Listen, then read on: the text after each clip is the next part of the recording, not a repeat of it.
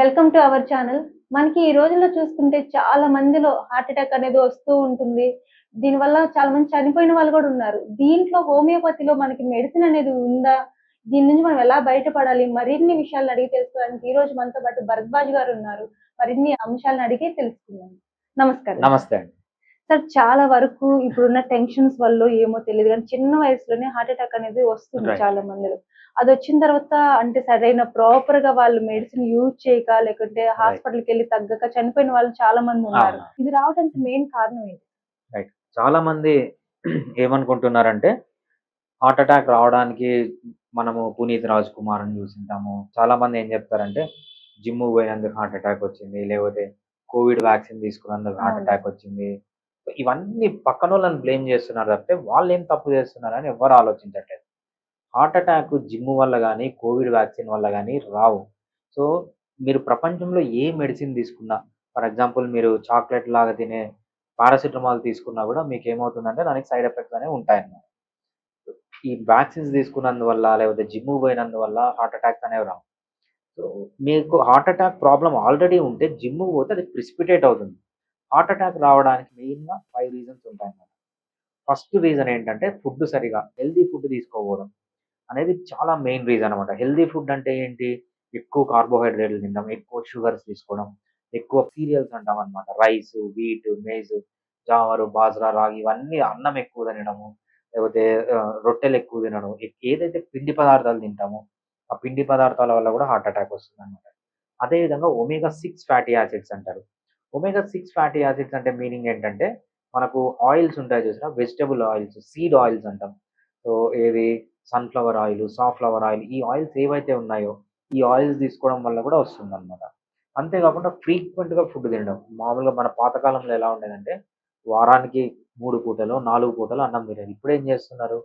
పొద్దున తింటున్నారు, మధ్యాహ్నం తింటున్నారు, సాయంత్రం, రాత్రి ఈ కాలంలో మిడ్‌నైట్ బిర్యానీలు అయిపోయి మొన్న ఏదో ఒక రెస్టారెంట్ పేరు చూసాను. 4 AM బిర్యానీ అని. అంటే పోయి మనిషి 24 అవర్స్ తింటూనే ఉన్నాడు.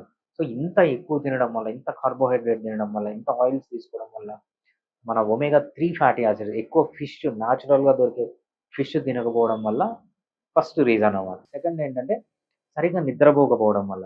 ఎవరికైతే సరిగ్గా నిద్ర ఉండదో వాళ్ళలో కూడా హార్ట్ అటాక్స్ వచ్చే ఛాన్స్ చాలా ఎక్కువగా ఉంటుంది. థర్డ్‌ది ఏంటంటే ఎక్సర్‌సైజ్ లేకపోవడం. సో, అసలు మూవ్‌మెంటే లేదు. ఎక్సర్‌సైజే లేదు. ఎక్సర్‌సైజ్ అనేది థర్డ్ రీజన్ అవుతుంది.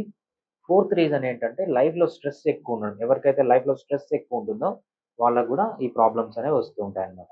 ఫిఫ్త్ రీజన్ ఏంటంటే అలవాట్లు. ఆల్కహాల్ గానీ, స్మోకింగ్ గానీ, మర్వానా గానీ, లేకపోతే ఎక్కువ రీల్స్ చూడడము, లేకపోతే ఒక అమ్మాయి అంటే అడిక్షన్ ఉండడం. అబ్బాయి ఏ టైప్ ఆఫ్ అడిక్షన్ అయినా గూడా స్ట్రెస్ కింద మారి ఆ స్ట్రెస్ వల్ల హార్ట్ అటాక్ వస్తాయన్నమాట. హార్ట్ అటాక్ అనేది ప్రతి ఒక్క మనిషి తన జీవితంలో లాస్ట్‌కి చనిపోవాల్సింది హార్ట్ అటాక్‌తోనే. కాకపోతే పాత కాలంలో ఏమయ్యేదంటే, ఎప్పుడో 90 ఏళ్ళకో, 100 ఏళ్ళకో చనిపోయేవాళ్ళు. అవును సార్. ఇప్పుడేంటంటే, ఎస్పెషల్లీ ఫుడ్ ప్రాపర్ డైట్ లేకపోవడం వల్ల హార్ట్ అటాక్స్ అనేవి చాలా యంగ్ ఏజ్‌లో వస్తున్నాయన్నమాట.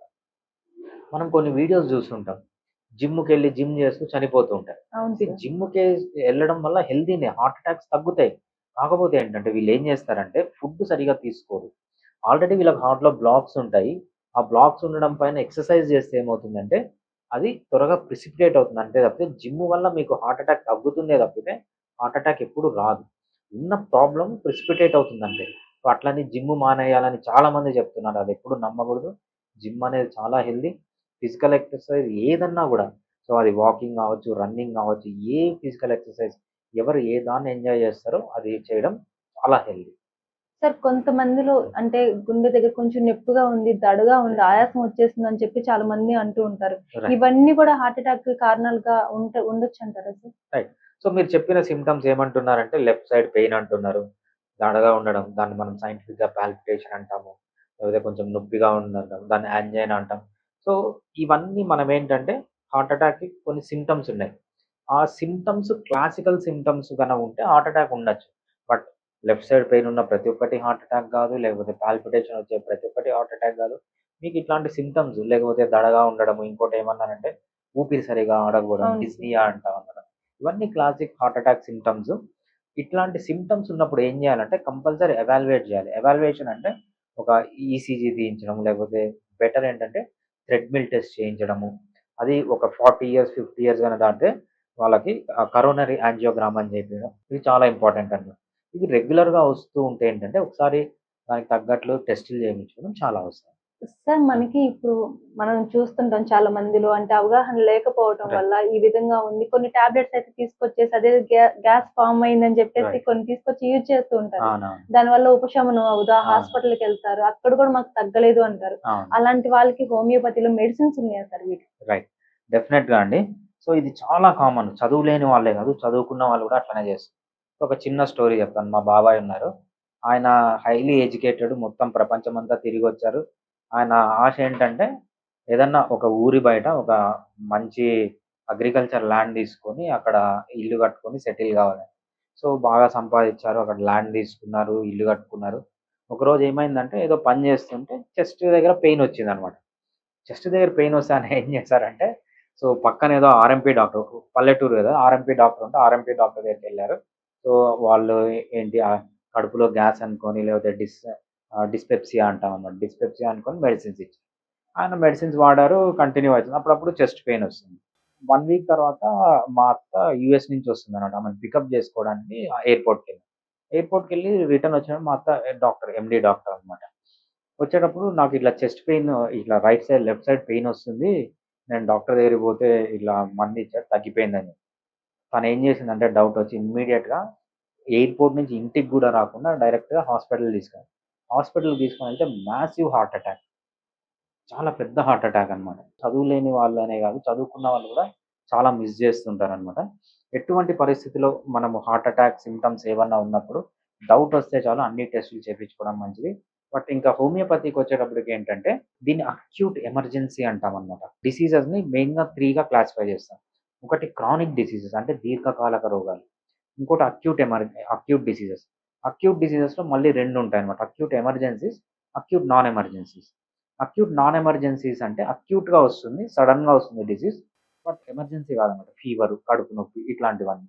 ఎప్పుడైతే ఈ హార్ట్ అటాక్ లేకపోతే పారాలిసిస్ లేకపోతే రోడ్ ట్రాఫిక్ యాక్సిడెంట్ ఇట్లాంటివయినప్పుడు ఏం చేస్తామంటే హోమియోపతిని సెకండరీ లైన్ ఆఫ్ ట్రీట్మెంట్‌గా వాడమంటాం తప్పితే మెయిన్ లైన్ ఆఫ్ ట్రీట్మెంట్‌గా వాడొద్దని చెప్తామన్నమాట. ఎందుకంటే homeopathy trial and error base పైన ఉంటుంది. కాబట్టి ఈ ఏరియాలో ఇంకా హోమియోపతిలో రీసెర్చ్ చేయాల్సి ఉంది కాబట్టి దీన్ని సెకండరీ లైన్ ఆఫ్ ట్రీట్మెంట్‌గా వాడండి. ఇంకోటేంటంటే హోమియోపతి ఇక్కడ పని చేయదని కాదు. డెఫినెట్‌గా ఒక్కొక్కసారి చాలా బాగా పనిచేస్తది. బట్ ఇంకా ఈ ఏరియాలో రీసెర్చ్ జరగాల్సి ఉంది కాబట్టి దీన్ని సెకండరీ లైన్ ఆఫ్ ట్రీట్మెంట్‌గా వాడమని చెప్తామండి. ఓకే. సార్ అంటే ఇలాంటి ప్రాబ్లమ్స్‌తో ఉన్నవాళ్ళు ఉంటారు. ఇక్కడికి రావాలి, మిమ్మల్ని అప్రోచ్ అవ్వాలి అని చెప్పి చాలా మంది అనుకుంటూ ఉంటారు. వాళ్ళు ఇక్కడికి రాలేకపోయినా మీ కాల్‌లో మాట్లాడాలి, చూయించుకోవాలనుకునే వాళ్ళు ఉంటారు. వాళ్ళకి ఎలా మిమ్మల్ని సంప్రదించాలి? డెఫినెట్‌గా అండి. మనకు chain of clinic Fidicus homeopathy అనేది 2 టైప్స్ ఆఫ్ ట్రీట్మెంట్ ఉంటుంది. ఒకటి ఆన్‌లైన్ ట్రీట్మెంట్ అంటాం. ఒకటి in person treatment. Online treatment అంటే వాళ్ళ చాయిస్. కొంతమంది ఆడియో కాల్‌తో మాట్లాడాలనుకుంటారు. వీడియో కాల్‌తో మాట్లాడడం ఏదైనా పర్లేదు. సో, వాళ్ళ లోకల్‌గా ఏవైతే రిపోర్ట్స్ తీసుకున్నారో ఆ రిపోర్ట్స్ అన్నీ పంపియాలి. ఆ రిపోర్ట్స్ చూసి పేషెంట్‌తో మాట్లాడిన తర్వాత ఇంకేమన్నా రిపోర్ట్స్ అవుతే కావాలంటే చెప్తాము. వాళ్ళు లోకల్‌గా చేయించి మాకు పంపియచ్చు. పంపించిన తర్వాత మనం ప్రపంచంలో ఎక్కడున్నా సో, ఇండియాలో ఏ స్టేట్ కన్నా గాని, ఎక్కడికన్నా గాని 3-4 డేస్‌లో ఎళ్ళిపోతుంది. Working days. యూఎస్ అయితే మనకు ఎగ్జాక్ట్ 4 డేస్ పడుతుంది. అదే మనకి యూఎస్, ఇండియా కాకుండా ఏ కంట్రీ అయినా 5 వర్కింగ్ డేస్ పడుతుందండి. సో, మెడిసిన్స్ కూడా మనం డోర్ స్టెప్స్‌కే పంపించేస్తాం. ఓకే. లేదు ఇన్ పర్సన్ రావాలి అనుకుంటే వాళ్ళు నియరెస్ట్ బ్రాంచ్‌ని కన్సల్ట్ అయ్యి ఎక్కడుందో తెలుసుకొని డైరెక్ట్‌గా వచ్చి డాక్టర్స్‌ని కలవాలి. Okay sir. Thank you. Thanks అండి.